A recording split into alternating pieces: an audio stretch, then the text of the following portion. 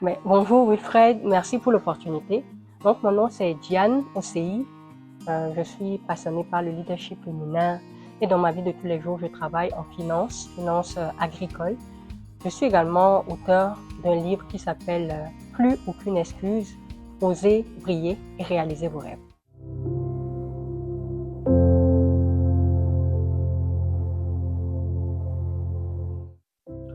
En fait, le livre parle de ma vie. C'est une biographie. J'y raconte une histoire personnelle. Je suis née avec une malformation qu'on appelle la fente labiopalatine, où l'enfant naît avec la lèvre, une partie de la lèvre supérieure qui est absente, ainsi que une partie du palais.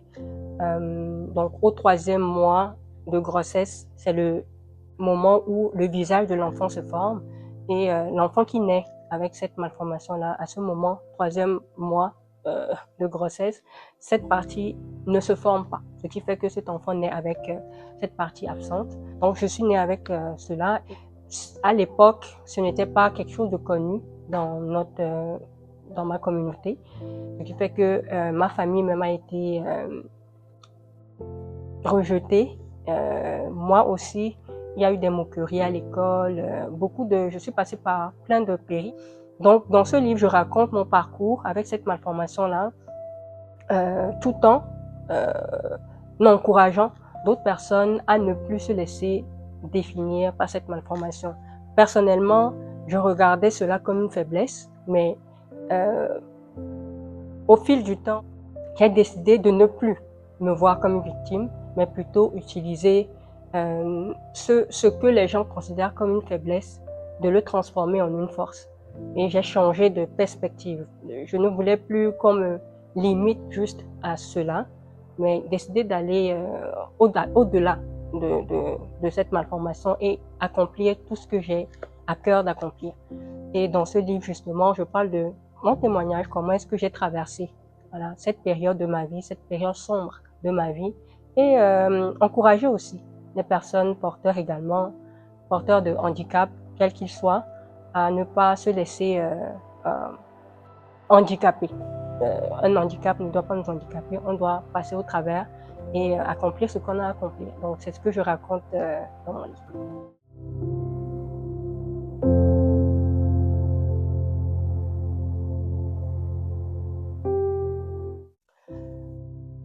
Honnêtement, ça s'est super bien passé, le processus d'écriture. C'était vraiment libérateur. Ça faisait longtemps que je voulais écrire un livre et je pense que le moment était le bon, finalement, pour l'écrire. Et c'était vraiment libérateur. Je ne dirais pas que c'était douloureux, mais plus libérateur. Je pouvais maintenant mettre des mots sur des mots. Et euh, j'ai voulu, au-delà de me victimiser, j'ai voulu vraiment apporter ce mot d'encouragement, ce mot d'espoir à quelqu'un qui a besoin euh, d'encouragement.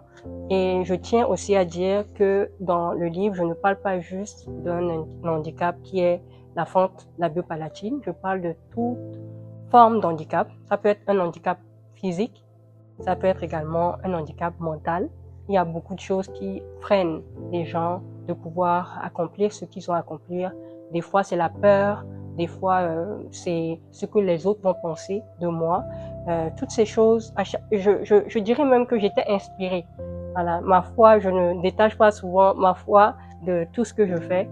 J'ai été vraiment inspirée à écrire ce livre et ça a coulé comme un cours d'eau ou un fleuve, ça a vraiment coulé. Et puis, en 3 mois, j'avais fini d'écrire. Et en un seul mot, c'était vraiment libérateur.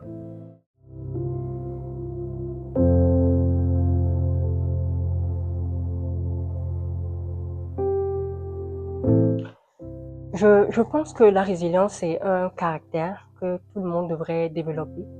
Personnellement, je pense que c'est la résilience qui a fait que je suis là où je suis aujourd'hui.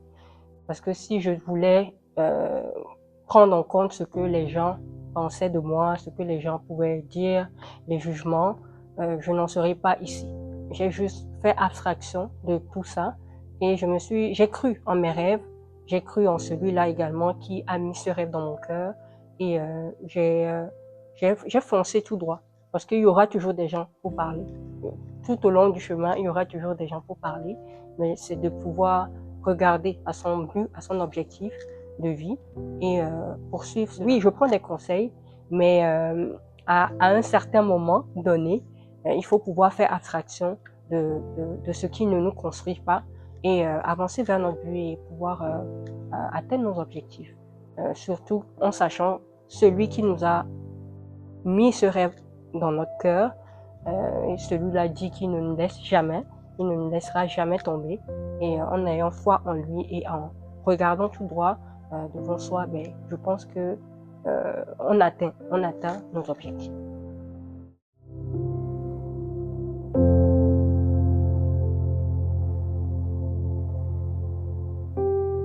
Je suis également un fruit de l'immigration. Je suis venue dans ce pays toute seule pour venir poursuivre mes études.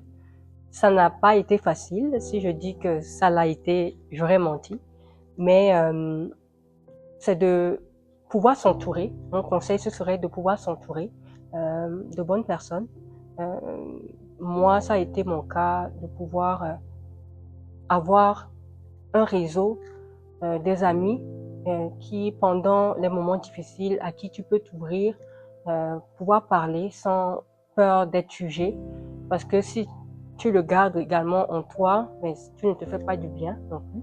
Donc, c'est de pouvoir s'entourer et puis de pouvoir également ne pas déconnecter avec la famille, rester au pays. Nous, les femmes, on a souvent ce complexe-là qu'on appelle le syndrome de l'imposteur. On se dit qu'on ne peut pas, on n'est pas capable. Mais nous avons tous cette force en nous.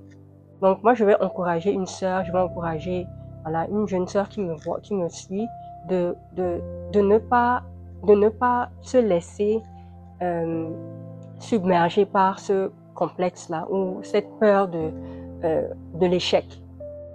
En échouant, ben, on apprend. En échouant, on devient plus fort, plus audacieux.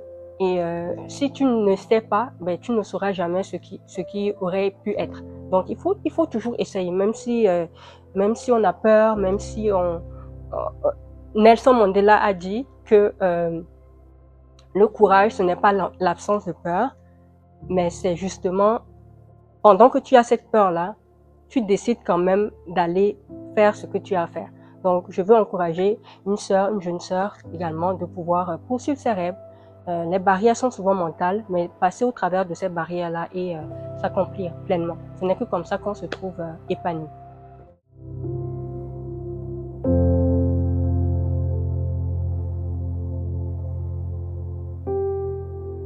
Je pense que tout est question de mentalité, de mindset.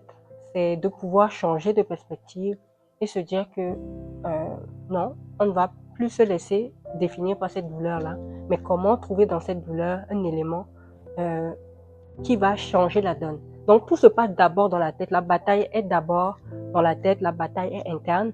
Et dès qu'on arrive à gagner cette bataille-là, ben, ça se traduit dans nos actions que l'on pose. Voilà.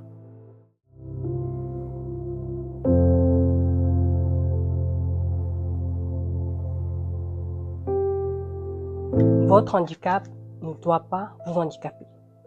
Allez au-delà de cet handicap et réalisez-vous.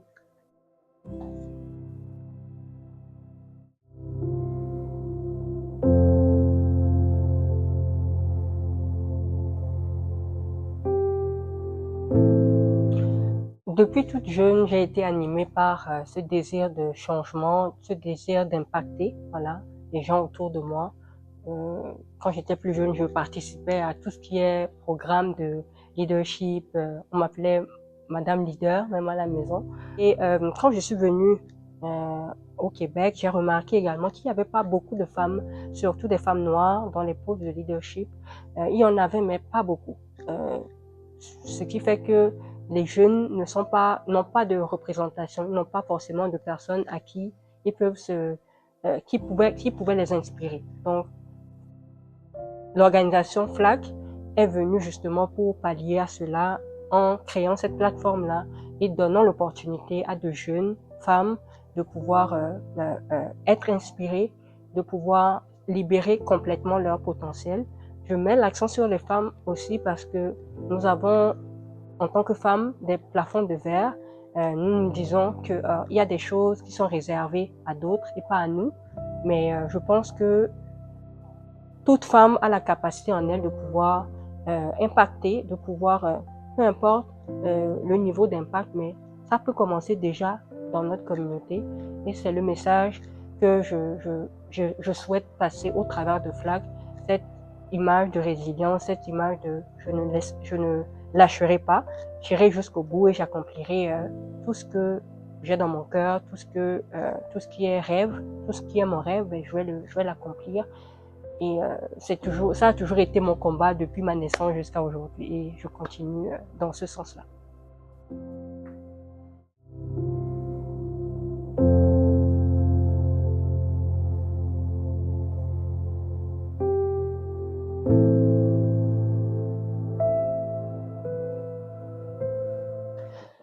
Mais je suis très contente d'avoir pu sortir déjà cet ouvrage, plus aucune excuse, oser briller, réaliser vos rêves.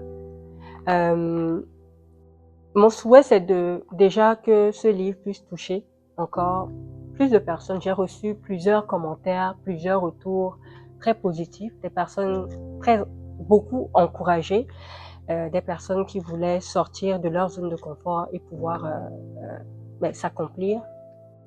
Et ça, c'est un des objectifs que je poursuivais en écrivant ce livre. Puis, je suis très, très contente de ce résultat-là. La prochaine étape, ce serait de le publier également en anglais pour toucher le plus de personnes possible. Et pourquoi pas sortir un second livre sur la discipline. Ça, c'est un sujet aussi que j'aime beaucoup. Donc, probablement que ça sortira, je ne sais pas quand encore, mais ce sera en perspective. En ce qui concerne FLAG, donc Femmes Leaders Afro-Québécoises, je nous souhaite encore beaucoup de succès.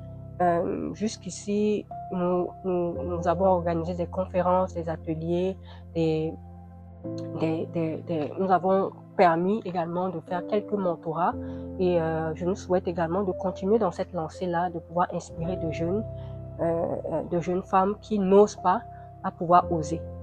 Les thèmes de nos conférences, c'est souvent de oser briller parce que je crois que chacun a une lumière en elle et laisser briller cette lumière, ça permet à d'autres personnes de pouvoir rêver. Et il y a un verset de la Bible que j'aime beaucoup qui dit que vous êtes la lumière du monde. Une ville située sur une montagne ne peut être cachée. On n'allume pas une lampe pour la mettre sous le boisseau, mais on la place sur le chandelier afin qu'elle éclaire toute la maison. Et si vous permettez à votre lumière de briller, vous éclairez également toute votre communauté. Et ça, c'est ce que je souhaite à toute femme qui me regarde, à toute personne qui me regarde, pas que des femmes, mais tous, nous avons quelque chose en nous. Laissons cette chose briller et le monde ne s'en trouvera que béni. Voilà.